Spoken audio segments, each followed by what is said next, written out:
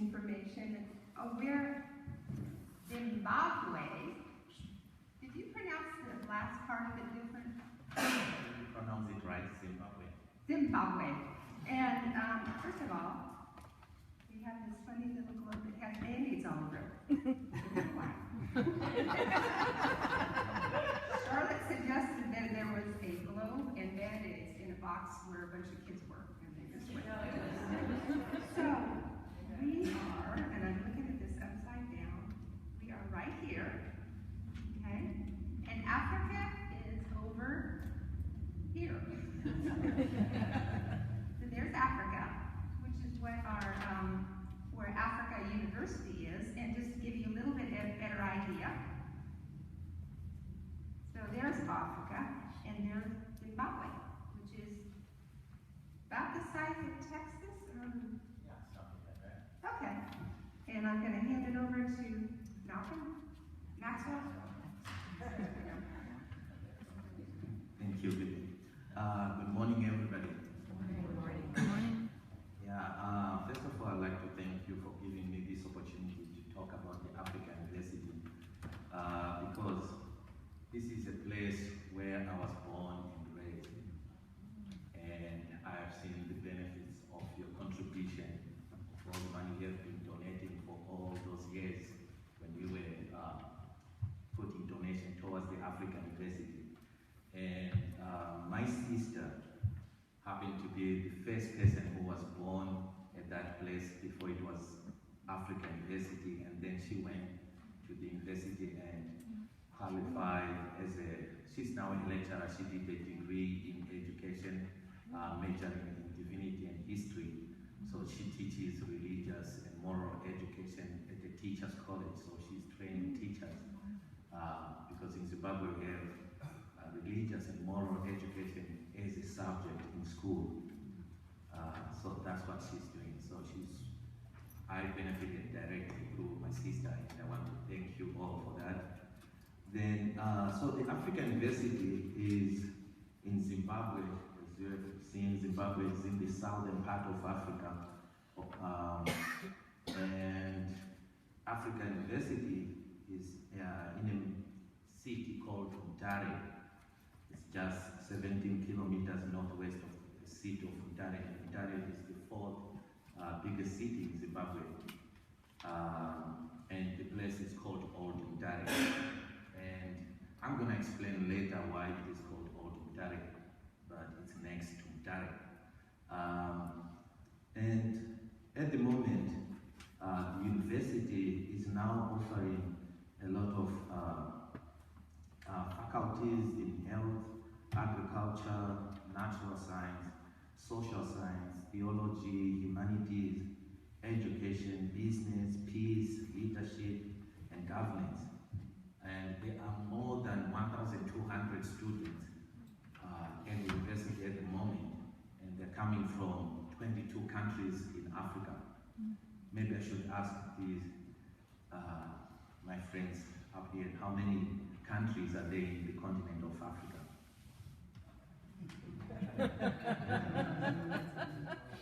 No, 22 are the countries represented at the African University, but the whole continent, how many countries are there altogether? Well, I say, show them the carpet. Okay. You can have this. All right. Okay, there are 54 countries in Africa, and at the moment, African University has got students coming from 22 countries at the moment. So it's now a big university. So, like I told you, my sister also had an opportunity to get this university. But before there was this African University, there was a mission farm. So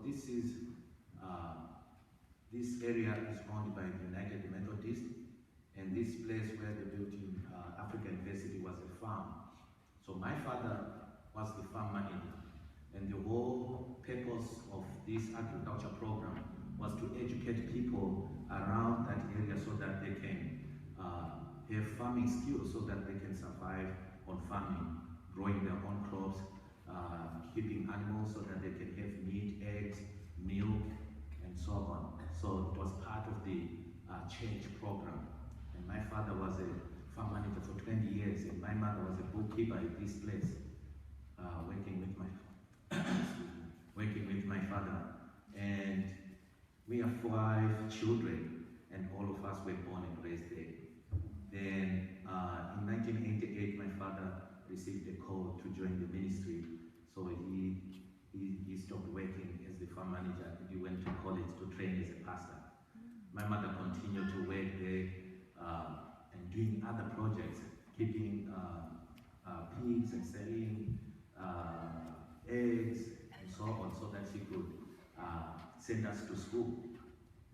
Then finally the farm was closed 1991 because the church had decided that it was the rightful place to build the African University. But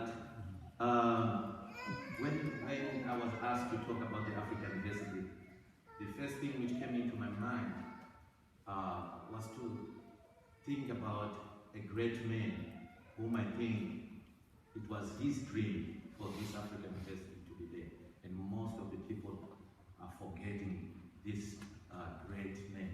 And this man was called Joseph. He was born Joseph Crane Artizel. He was born in Illinois. Did I pronounce it well? Illinois, thank you. Illinois. In 1842, that's when he was born. His parents were also Methodist Christians.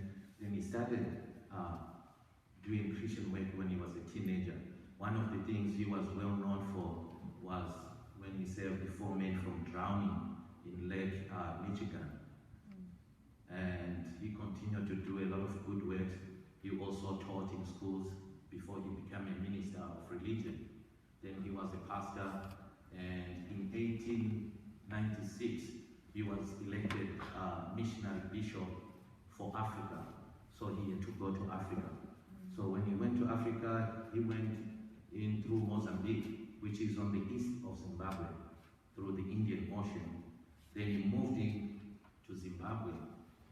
And this was the time when Africa was being colonized, and Zimbabwe was colonized by the British.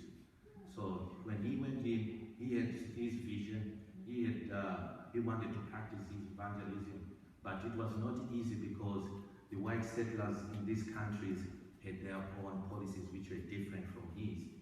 So when he got to this place where the African University is, he went into this mountain where he was doing his prayers, and he said he had a vision. He saw in this area a lot of African kids moving around, up and down, holding books, learning at this area. And he shared his vision with the, by then it was not Zimbabwe, it was Rhodesia, the Rhodesian leader who was Cecil John Rhodes. And he shared the vision and said he wanted to establish a mission where he can educate Africans. And Cecil John Rhodes he didn't like the idea, but he saw that he was strongly believing in his vision. And he said, okay, if you want to start a mission in that area, you should also build a school for white kids in the Mutare. Okay, let me go back to old Mutare and new Mutare. So Cecil John Rhodes and the white settlers in Zimbabwe, when they were in this place where African University is, that's where they wanted to establish a town. But they discovered that it was surrounded by mountains, so it was going to be difficult for them to drill railway line which will connect the town with other towns. So they decided to move to where New Mutare is. So Bishop Hartzell asked Cecil John Rhodes if he could get that place and establish a mission. But the deal was he had to build another school in the New Mutare for white kids, since he was going to educate African kids. So he agreed. Then he did that, he built a school in New Mutare, then he started a teacher's training at this mission. He started a teacher's training so that they could educate African kids.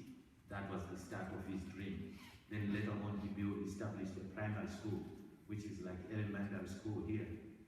Then later on he built a hospital, and it's still there up to now. Then he built Hattiesville High School. So the primary school is called Hattiesville, named after him. And I went to that primary school. I also went to Hattiesville High School. And so the dream is just going on and on. And Bishop Hattiesville died 1929, long back before people started thinking about the African University. But in 1985, bishops from Africa, I don't know from where, they started talking about, our church has got a lot of mission schools, hospitals, but we do not have a university. So they started talking about building a university in Africa. And I don't know why they chose Zimbabwe, and I don't know why they chose Old Mutare, where Bishop Hattiesville had his dream. And it was also not easy to talk to our president, Mugabe. And by that time, we had only one government university, University of Zimbabwe. So it wasn't an easy thing to talk to President Mugabe, especially our church, during the liberation struggle. We had the bishop who was the first Prime Minister of Zimbabwe, because he joined politics because he wanted to end the war peacefully. And he managed to negotiate with Ian Smith, who was the leader by then, to go to Lancaster and have some peace talks so that we can have free and fair elections. So his name was Bishop Abel Zorella. And when we had our free and fair elections, Mugabe came in and he started talking bad about our bishop. But he was a peaceful man, so he stepped back and he let him, take over, and that's why he's president. So there was that friction too, that the church had somebody who was leading in politics. So talking about the African University was looking like something like he wants to come back into politics. But, because these are good things, he agreed, and the African University was established, and the groundbreaking ceremony was there in 1991, and I witnessed that, and it was a great thing. I witnessed it, and it was really great. And that's the story of the African University. I know I can go on and on and on, because I'm so happy to talk about it. It's something which I saw, and it was built at a place where I was born and raised. So, and also growing up, we have been hearing about this dream of Bishop Joseph Hattiesville, and that's one thing people didn't know about the African University. So, I want to thank you very much for listening, and thank you very much for giving me this opportunity to talk about it. Thank you very much. Thank you. And you have an opportunity to thank him by going to the lunch and making a donation for Africa University, so our conference continues to support the fine work. And you'll have time to talk and ask more questions at that time. Thank you.